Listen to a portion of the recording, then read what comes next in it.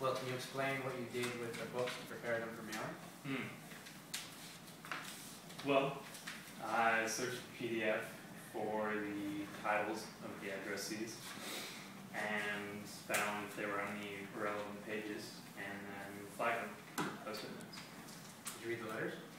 Yeah, I've improved at least 20 times. What did you think of the letter? Are they neat? No, by and large, I think they're very moving. I would still tear up embarrassingly during copy editing sometimes. So now Dana is, should we get Dana? Sure. Can you show how so Will already marked the pages? Yeah, so Will marked the pages. Let's find a good one.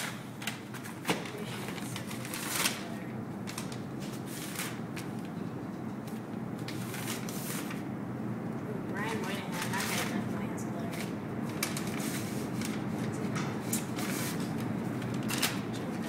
I thought so too, but I didn't see. Yeah, that's weird. Yeah, Joe Price. One inch away. This is Joe Price from Bank of America Corporation. And we'll post it. And this letter is for Joe. My neighbor tried to work it out with Bank of America, but couldn't.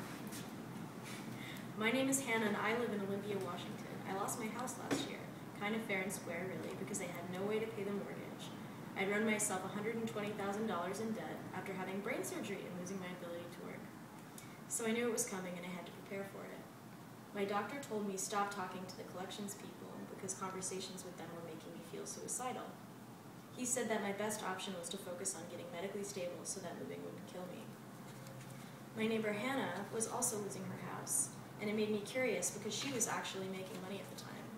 Maybe not enough money to pay the entire mortgage, but some. She had tried to negotiate with Bank of America, but they weren't able to deal with her and kept sending people out to threaten her. She started drinking a lot. At the time, I accepted my fate, and I was feeling a lot calmer about it, so I talked to her to console her and help her through it. She finally did lose her house in December 2010. I did too. Now the last two houses from the two Hannahs sit empty. Mine was bought by a real estate investor. He's trying to fix it up to make it into rental property, but it's taking more time than he'd anticipated.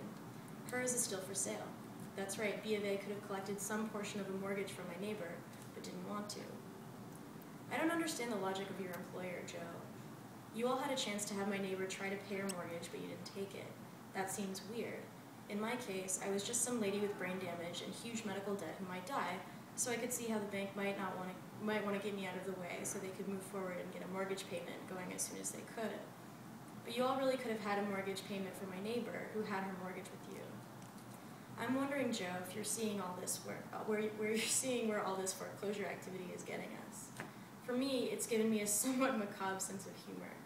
If your only priority over at B of A is your bottom line, such practices aren't panning out from a fiscal standpoint, and you might want to take a look at them.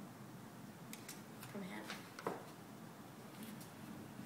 So, we're sending the book to Joe with a letter explaining why he's getting it, and he will receive it at Bank of America headquarters in Charlotte, North Carolina. Can you go read it? Well, it was already emailed to him, but maybe he didn't read it then. But maybe he'll read it again. One hopes. It's good luck.